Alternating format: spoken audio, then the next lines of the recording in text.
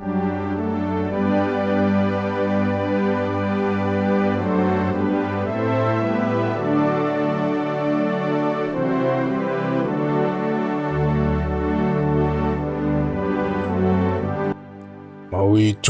sizofumana imbali ngobomi bongasekhoyo emhlabeni.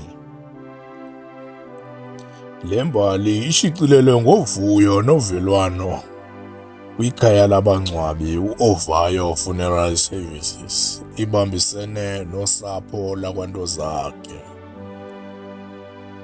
Asizanga nanto ukuza emhlabeni kuseneneni, kananjalo ukuba asiyi kuphinda nanto.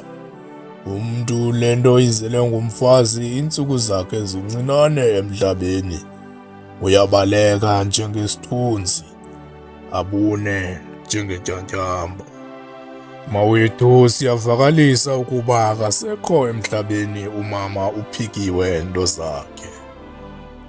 Sivumeleni sininike amagqabantshintshi ngobomi bakhe.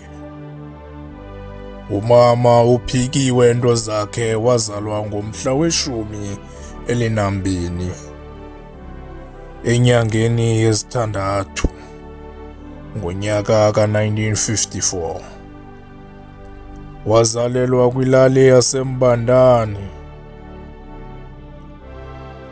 Uzalwa nguFuma Mdiyata noMazongolo abangasekhoyo emhlabeni. Wazimanya ngeqhina lomtshato neZibuyele Ntozakhe ongasekhoyo naye emhlabeni. Umama uPhikiwe Ntozakhe uye wasutywa kukufa ngomhla we-15 enyangeni yeThoba kuwo lo nyaka esikuwo, emva kwengulo ende. Ushiya ngasemva abantwana bakhe ababini kunye nomolokazana, nabazukulu aba5 nabazukulwana ababini. Lala uphumle ngoxolo Ntozakhe, Nyathi kaBudede, Mnguni, Msebe, Nokhonzingonyama, wena obala inkwenkwezi abanye bebala inkomo.